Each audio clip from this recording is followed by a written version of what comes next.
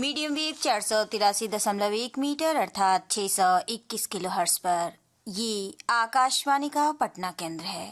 हमारे स्टूडियो की घड़ी में शाम के 4:30 हुए हैं। हम उपस्थित हैं आज की दूसरी सभा के कार्यक्रमों के साथ। सभा के आरंभ में प्रस्तुत है युवाओं का मन पसंदीदा कार्यक्रम युववाणी।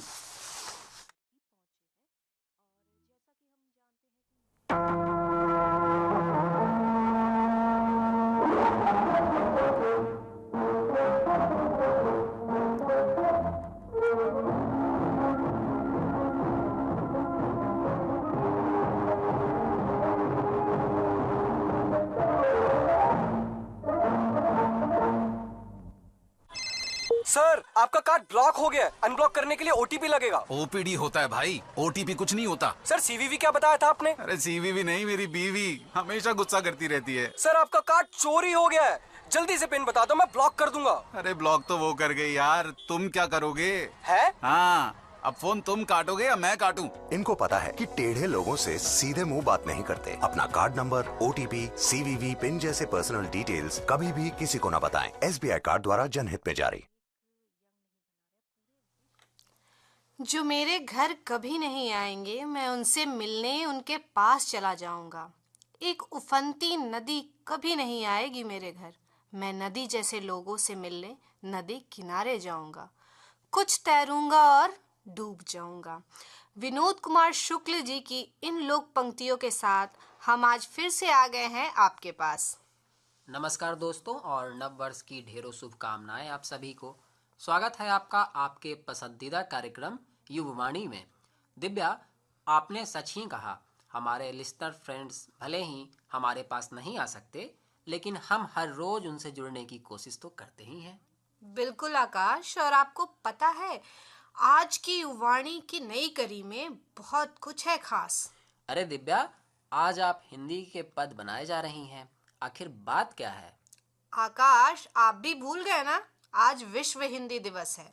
अच्छा, तभी मैं सोचूं। वैसे दोस्तों, आज के कार्यक्रम में भी हम हिंदी दिवस की बात करने वाले हैं।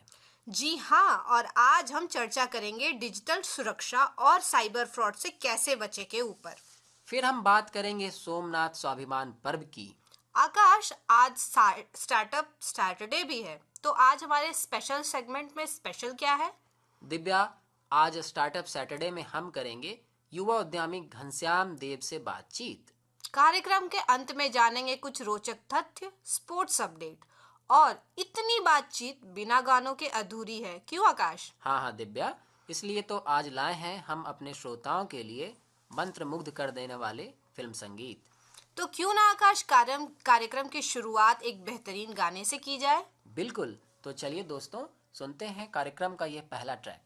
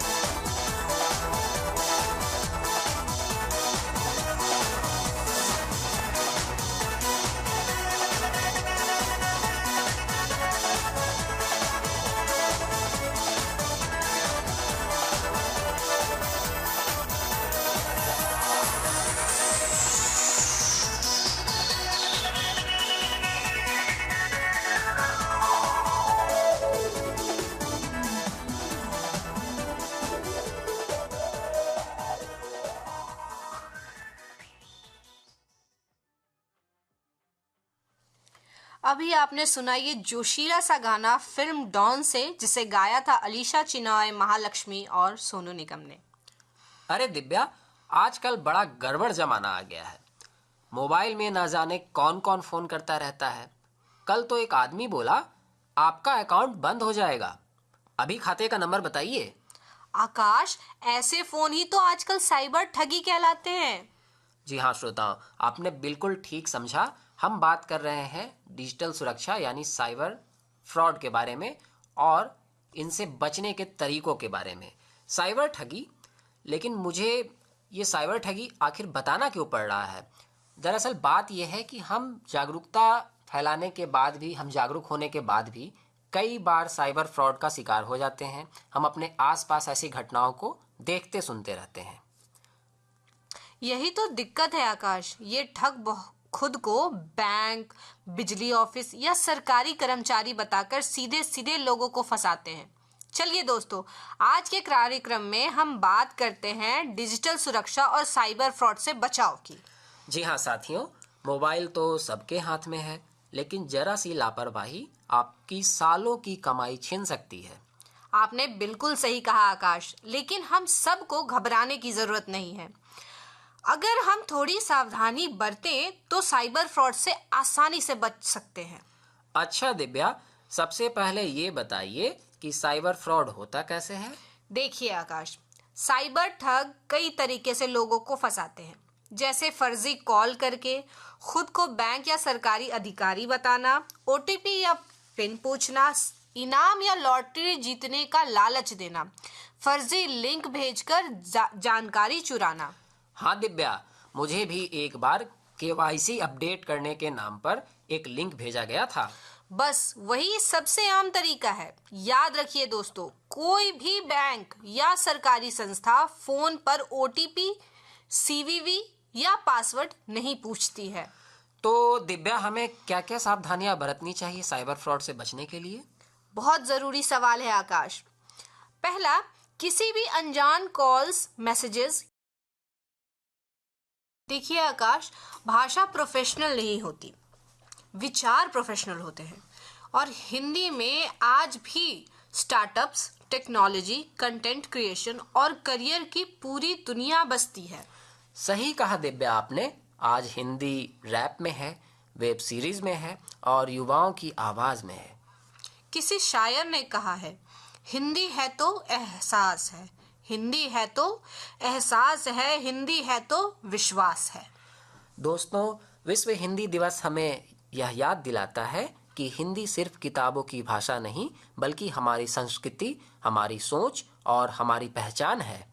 तो आइए हम सब मिलकर आज के दिन एक छोटा सा संकल्प लें। हिंदी बोलने में झिझक नहीं, हिंदी लिखने में गर्व रखें। और खासकर हम युवाओं से कहना चाहेंगे, हमारी अपील है, हिंदी को पुराना मत समझिए, इसे नया रंग, नया अंदाज और नया मंच दीजिए। वाह, क्या बात है आकाश। क्योंकि जब युवा बोलते हैं हिंदी, तो हिंदी बनती है ग्लोबल और फ्यूचर रेडी। विश्व हिंदी दिवस की आप सभी को हार्दिक शुभकामनाएं। तो चलिए कार्यक्रम को आगे बढ़ाते हैं और सुनते हैं ये गाना।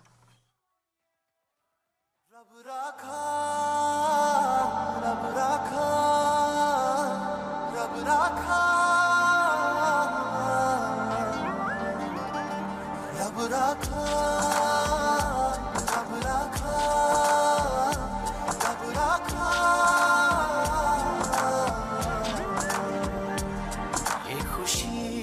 ये खुशी का समा, दिल में गूंजी है शहनाइयाँ। ये खुशी का समा, दिल में गूंजी है शहनाइयाँ। ये हंसी, ये दिलनशी, एक मोहब्बत है जो दास्तां। रब राखा, रब राखा, रब राखा, रब राखा, रब राखा, रब राखा।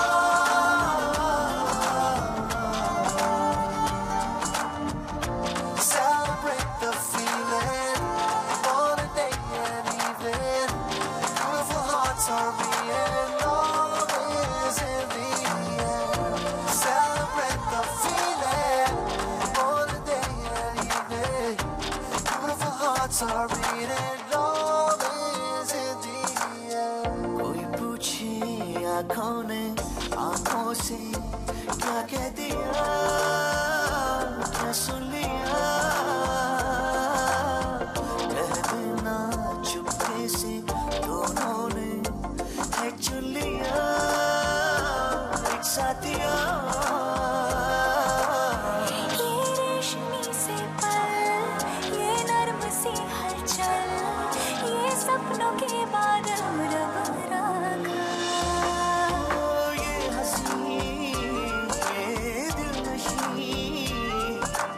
एक मोहब्बत की है जो दास्तां रब रखा, रब रखा, रब रखा,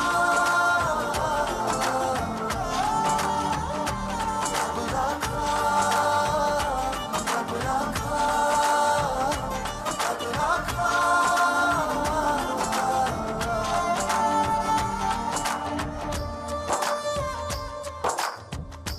माही शगुना मनाया है, बजदे संग ढोल शहनाया, मैनू मिल गया मेरा रांझिया,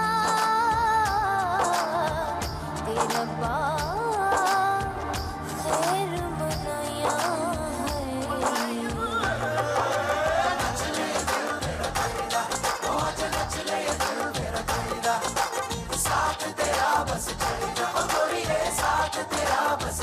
ओ मेरे नाल दुआ है, ओ जरा ध्यान मिया है, नच ले ये दिल मेरा कहिदा, ओ आजा नच ले ये दिल मेरा कहिदा। तुमको यूं जो देखो जाने क्यों मेरा जिया धड़के पिया, महकी सी लहकी सी दहकी सी मैं हूँ पिया, ये क्या किया। ये हुस्न और ये तू, ये आँच ये खुशबू, ये रूप ये जादू रब ये हंसी ये दिलनशी, एक मोहब्बत की है जो दास्तां रब रखा, रब रखा, रब रखा, रब रखा, रब रखा, रब रखा।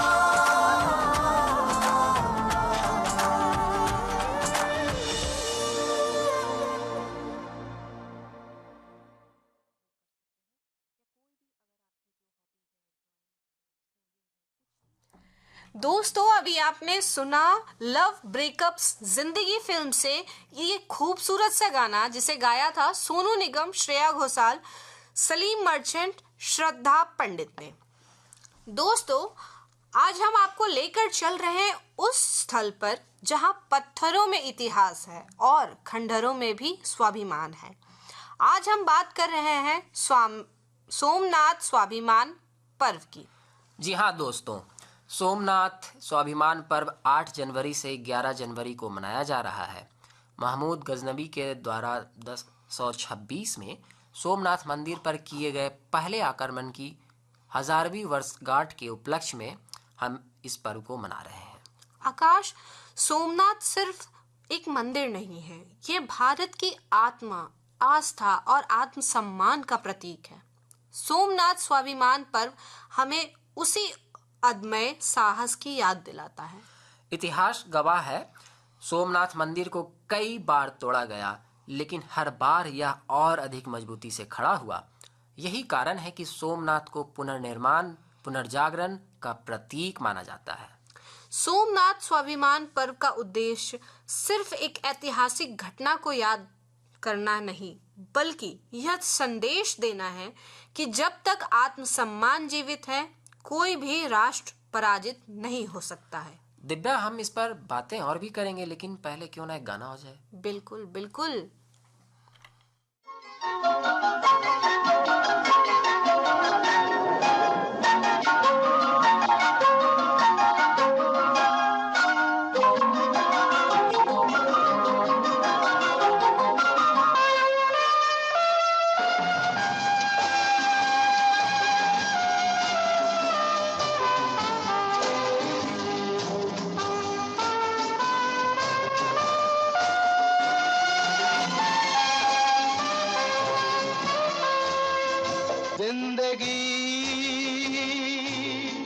कैसी है पहेली हाय, कभी तो हंसाए कभी ये रुलाए, जिंदगी कैसी है पहेली हाय, कभी तो हंसाए कभी ये रुलाए।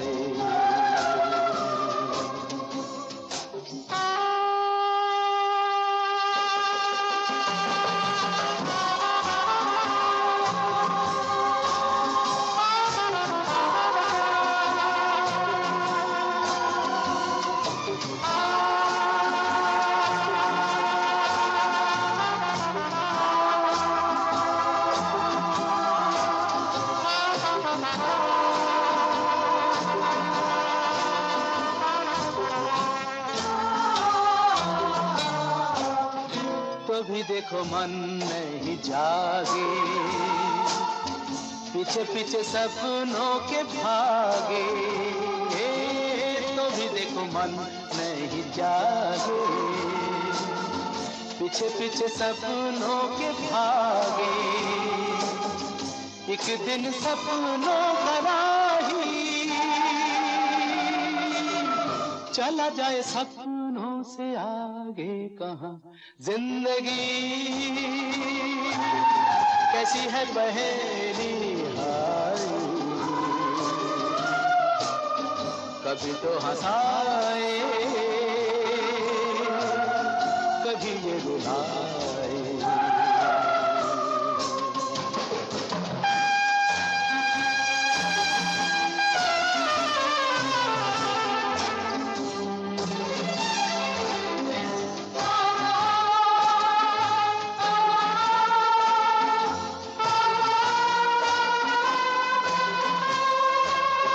जिन्होंने सजाए यहाँ मेले,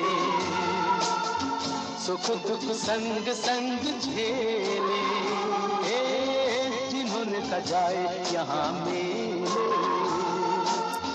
सुख दुख संग संग झेले, वही चुनकर खामोशी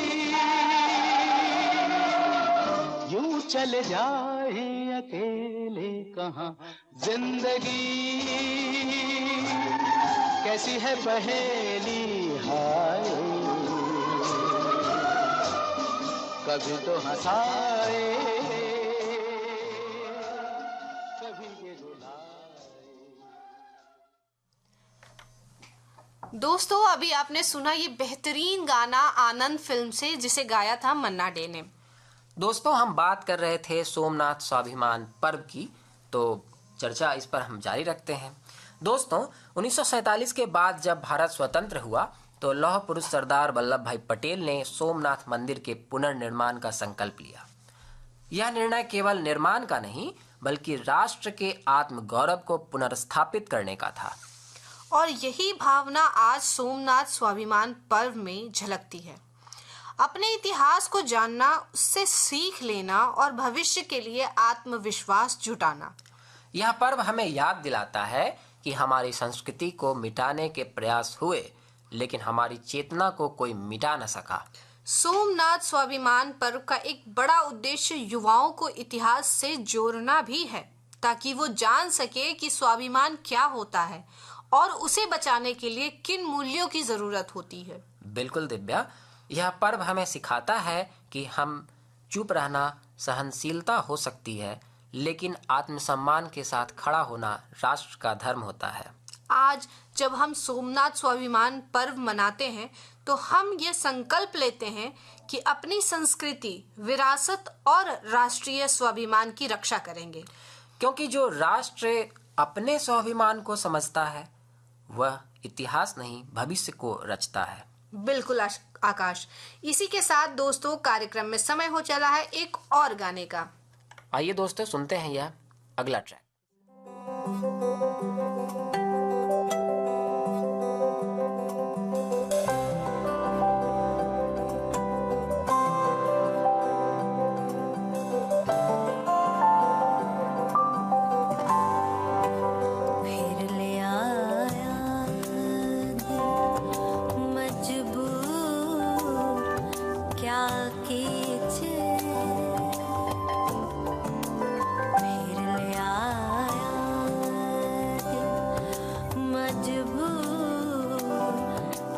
कीजे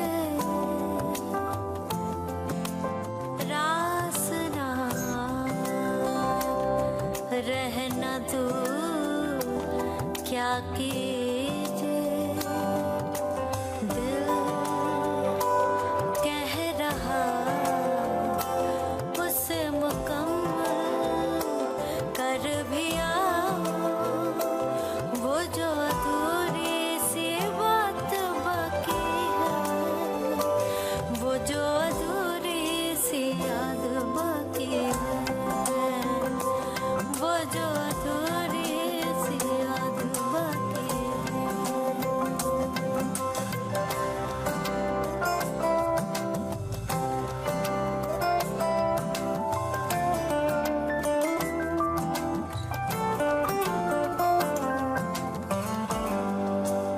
करते हैं हम आज कबूल क्या कीजिए हो गई थी जो हमसे भूल क्या कीजिए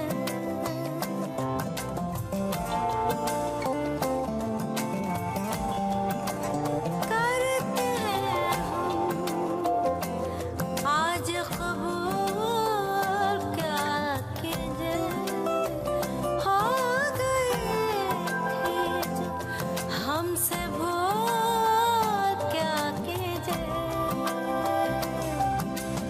दिल कह रहा उसे मयसर कर भी आओ वो जो दबी सी आस बाकी है वो जो दबी सी आँच बाकी है वो जो दबी सी आँच बाकी है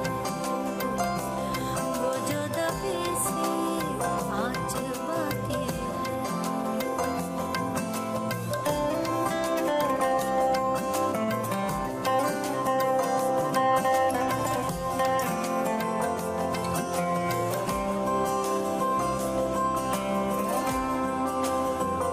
किस्मत को है ये मंजूर क्या कीजिए मिलते रहे हम बदस्तूर क्या कीजिए किस्मत को है ये मंजूर क्या कीजिए मिलते रहे हम बदस्तूर क्या कीजिए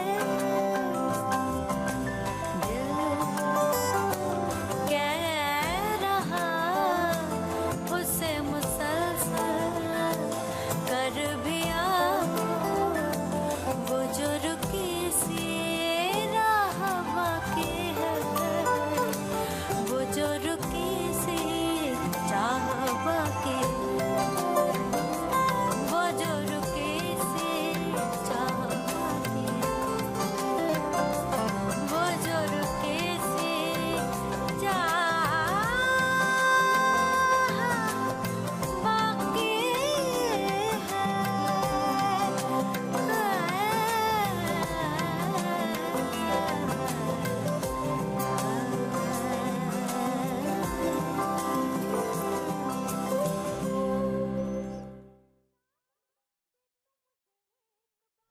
तो श्रोताओं, अभी हम सुन रहे थे यह प्यारा सा संगीत।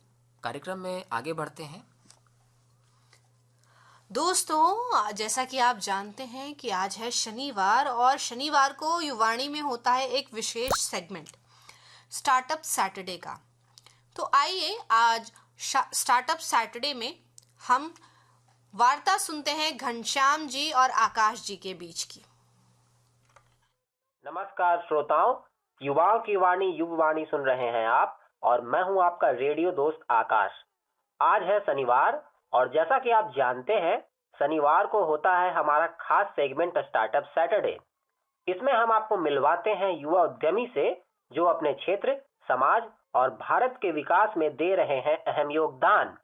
आज हमारे साथ जुड़ चुके हैं बेगूसराय के घनश्याम देव, जो एक युवा उद्यमी हैं और करीब 1 वर्ष से अपना स्टार्टअप सफलतापूर्वक चला रहे हैं। घनश्याम अपने क्षेत्र के लोगों को रोजगार देने के साथ अन्य युवाओं के लिए प्रेरणा का स्रोत भी बन रहे हैं। बहुत स्वागत है घनश्याम आपका हमारे इस प्रोग्राम युवावाणी में। बहुत बहुत धन्यवाद, आपका भी स्वागत है आकाश जी। घनश्याम, हम अपने कार्यक्रम की शुरुआत करेंगे आपके संक्षिप्त परिचय से। थोड़ा आप अपने बारे में बताएं, अपने परिवार की, अपनी पढ़ाई के बारे में श्रोताओं को बताएं। बेगूसराय जिले के पवड़ा गांव का मैं रहने वाला हूं। मेरे घर में जो है 6 मेंबर हैं। हम 2 भाई हैं, माता पिता के अलावा मेरी दादी है। और पिछले 1 साल से मैं मुख्यमंत्री युवा उद्यमी के तरह मैं जो है अपना स्टार्टअप संचालित कर रहा हूं और मुझे उद्योग विभाग का पूरा साथ मिल रहा है और हमने जो है अपनी पढ़ाई लिखाई जो है एमएड तक का किया है। तो घनश्याम, जैसा कि आपने बताया कि आपने 1 साल से करीब स्टार्टअप शुरू किया है और ये जो मुख्यमंत्री युवा उद्यमी योजना है इसका लाभ आप ले रहे हैं, तो ये स्टार्टअप का आइडिया कहाँ से आया और ये योजना की जानकारी आपको कैसे मिली? स्टार्टअप का आइडिया तो मैं बचपन से ही था, उद्यमी बनना था। और ये योजना की जानकारी तो न्यूज़पेपर के थ्रू हमें मिला है। मैं डेली न्यूज़पेपर पढ़ता हूँ, तो न्यूज़पेपर से मुझे इसकी जानकारी मिली थी। हालांकि 1-2 टर्म में मेरा नहीं हुआ था शॉर्ट लिस्ट, लेकिन मैं लगातार इसे फॉर्म फिल कर रहा था तो मुझे सफलता मिली और मेरा इसमें से चयन होगा। थोड़ा अपने स्टार्टअप के बारे में भी आप बताएं, क्या कर रहे हैं, कितने लोगों को रोजगार दे रहे हैं, आगे क्या लक्ष्य रखा है आपने? मेरा स्टार्टअप सत्तू मैन्युफैक्चरिंग यूनिट है और मैं सत्तू का प्रोडक्शन कर रहा हूँ। फिलहाल जो है गांव के जो है 4 से 5 लोगों को प्रत्यक्ष और अप्रत्यक्ष तौर पे जो है रोजगार दे रहा हूँ।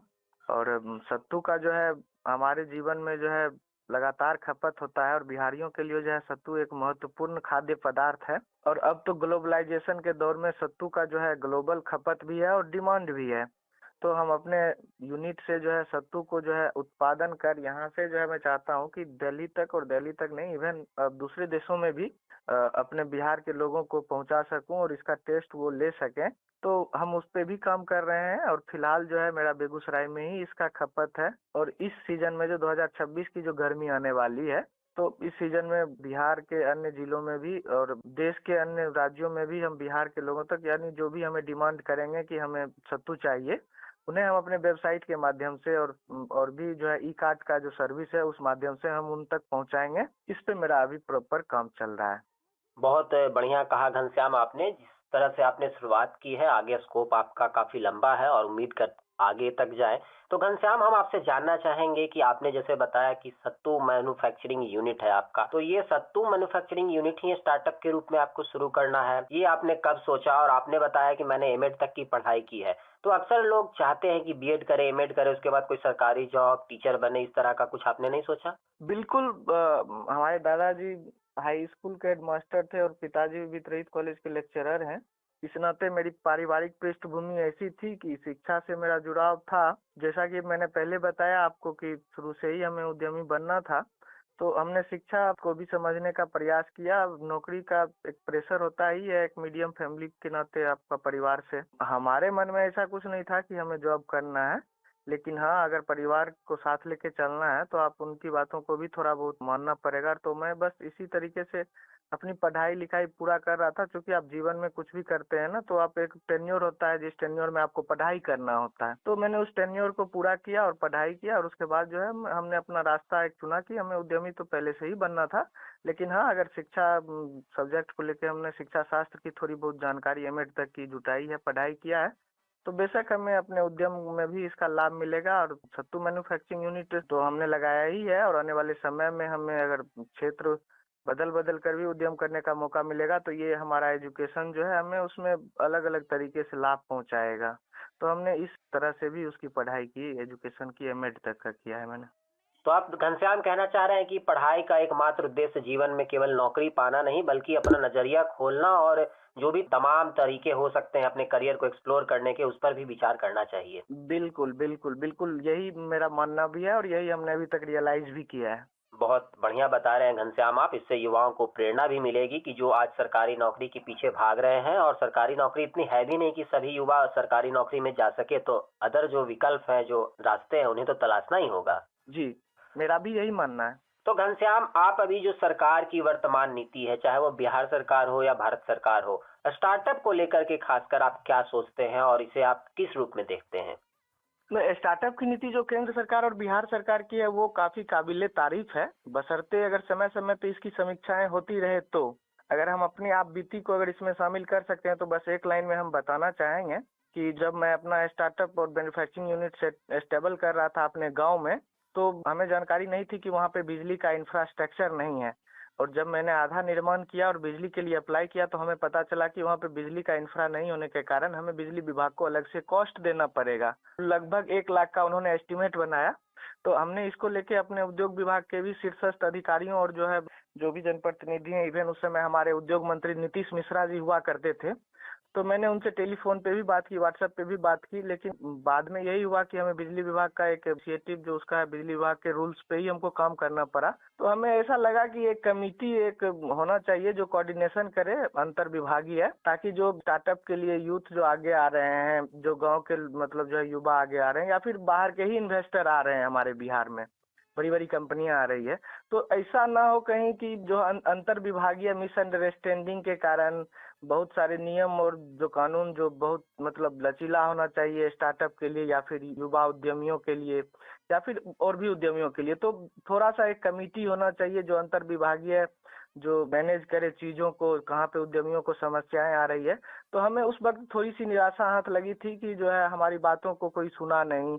खुद जो नीतीश मिश्रा जो उद्योग मंत्री हुआ करते थे उस समय, तो उनका एक अच्छा पीआर है पूरे मतलब जो है कि बिहार में और भी देश में, जो है सोशल मीडिया पे वो बड़ी बड़ी बातें करते हैं। तो मैंने अपना समस्या उनको रखा था, तो वो शायद जिस हिसाब से दावा करते हैं बातों का उस समय क्या करते थे, तो उन्होंने मेरी बातों को सुना नहीं, तो थोड़ा सा अच्छा नहीं लगा था। लेकिन बावजूद इसके बिहार सरकार की जो वर्तमान की उद्योग नीतियां हैं वो बहुत ही शानदार है, युवाओं को आगे ला रही है, मास लेवल पे उसका इम्पैक्ट है अपने बिहार में। और देख रहे हैं कि अब गांव-गांव की सूरत बदल रही है, हर गांव में जो है उद्योग लग रहे हैं, हर गांव में जो है उद्यमी सामने आ रहे हैं और रोजगार के अवसर बढ़ रहे हैं।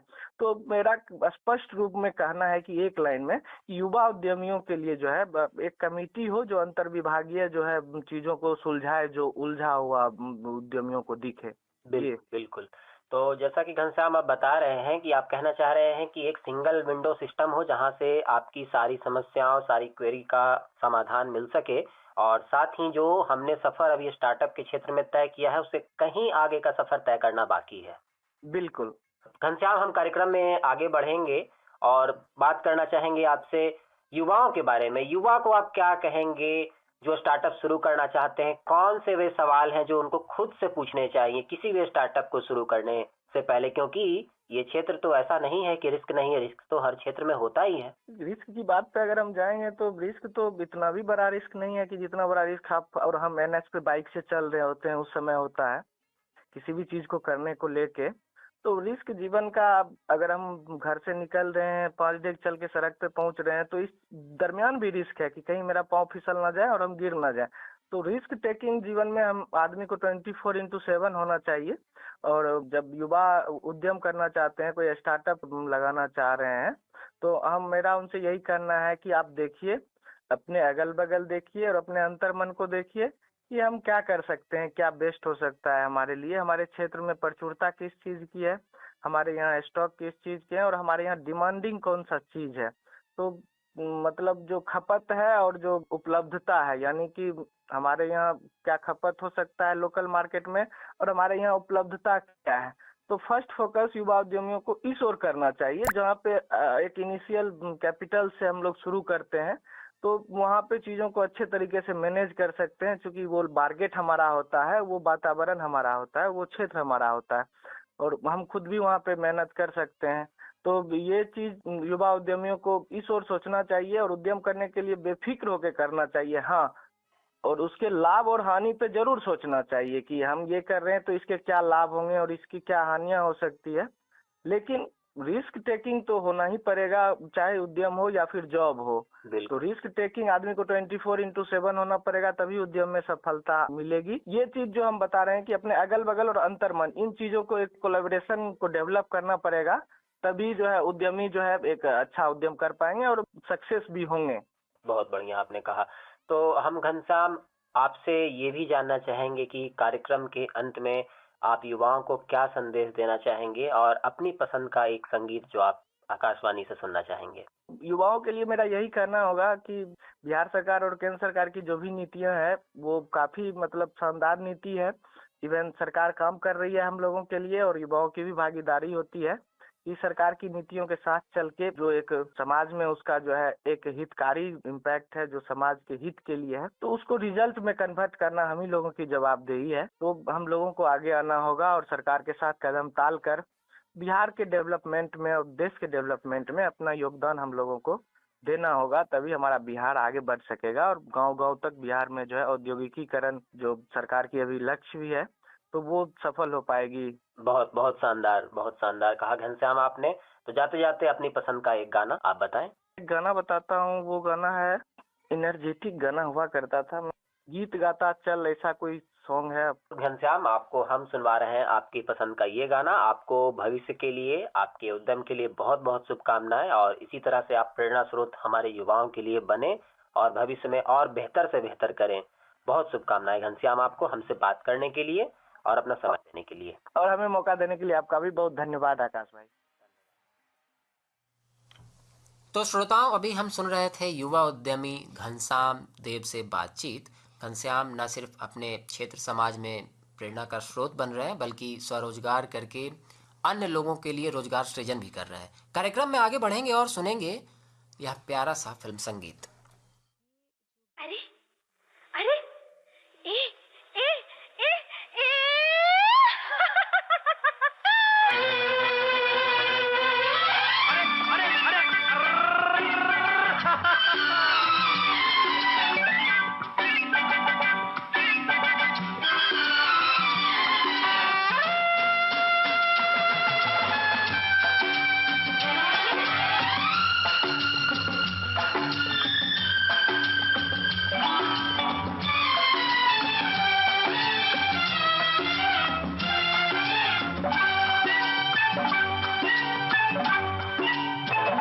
हवा के साथ साथ, अरे रे रे, घटा के संग संग, संभलना।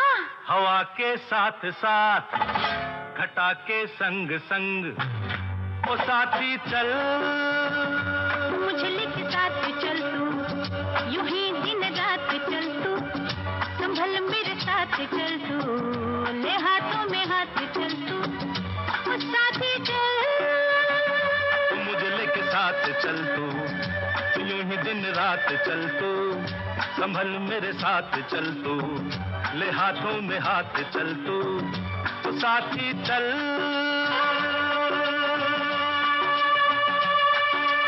एक तो ये मौसम है बड़ा सुहाना, ला ला ला ला ला ला, एक तो ये मौसम है बड़ा सुहाना, अपना दिल भी है दीवाना, पर्वत से आके ना टकरा जाना, तू बन के बादल, ओ साथी चल, मुझे लेके साथ चल तू, यूं ही दिन रात चल तू, संभल मेरे साथ चल तू, ले हाथों में हाथ चल तू, ओ साथी चल।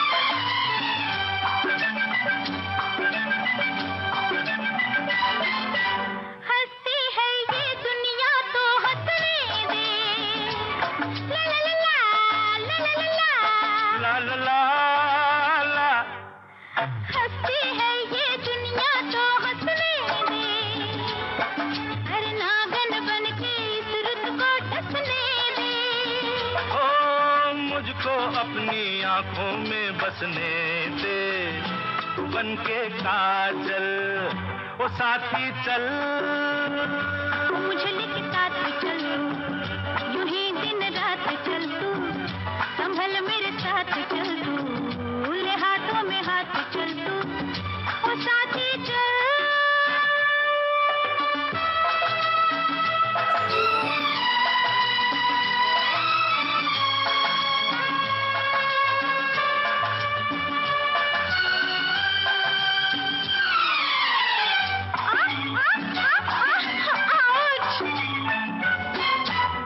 अपनी रेशम जुल्फे लहराने दे, ला ला ला ला ला ला ला ला, अपनी रेशम जुल्फे लहराने दे, मुझको अपनी बाहों में आने दे। थक गई आज बहुत मैं, अब जाने देना मिलेंगे फिर कल।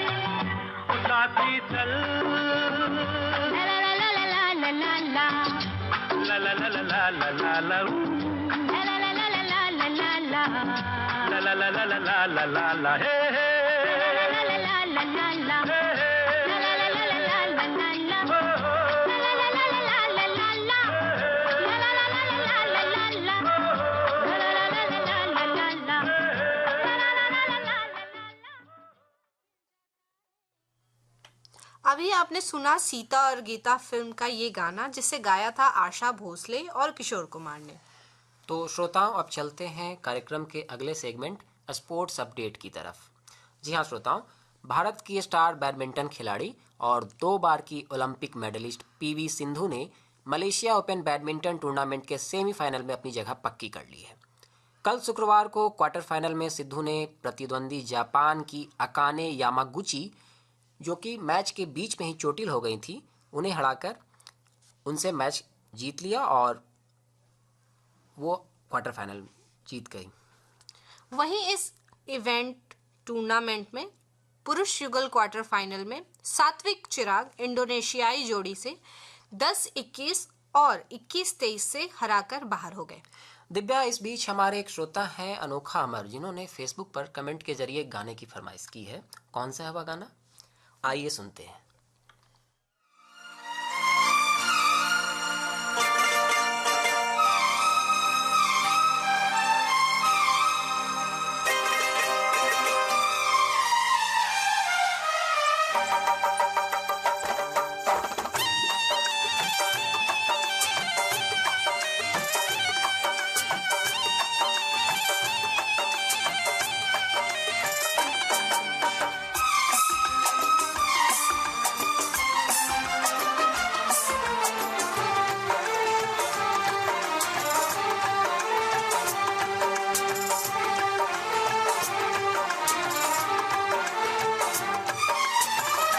जो तुम्हें चाहे उसको सताना अच्छी बात नहीं, जो तुम्हें चाहे उसको सताना अच्छी बात नहीं, दिल वाले का दिल तोड़ जाना अच्छी बात नहीं, जो तुम्हें चाहे उसको सताना अच्छी बात नहीं, अच्छी बात नहीं।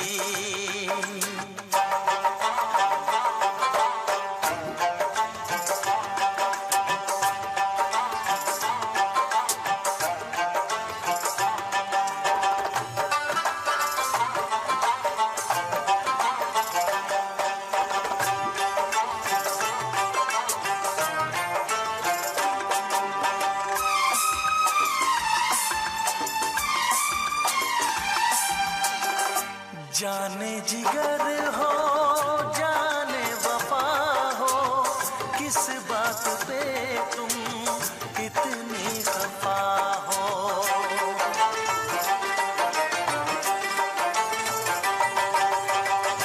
जाने जिगर हो जाने वफा हो, किस बात पे तुम इतनी खफा हो, आके गले से मुझको लगाओ, ऐसे मुझे ना तुम आजमाओ, नजरें मिला के नजरें चुराना अच्छी बात नहीं, दिल वाले का दिल तोड़ जाना अच्छी बात नहीं। अभी आपने सुना दिलवाले फिल्म का ये गाना, जिसे गाया था अलका याग्निक और कुमार सानू ने। ये स्पेशल फरमाइश हमारे फेसबुक फ्रेंड्स के से आई थी। तो श्रोताओं, कार्यक्रम के आखिरी सेगमेंट यानी रोचक तथ्य की ओर अब बात करते हैं हम। श्रोताओं, ठंड में हमारे हाथ पैर बाकी शरीर के हिस्सों की तुलना में अधिक ठंडे लगते हैं। क्या कारण आपको पता है? जी हाँ, ऐसा होता है क्योंकि शरीर मध्य और मुख्य भाग को गर्म रखने के लिए गर्मी की बचत करता है।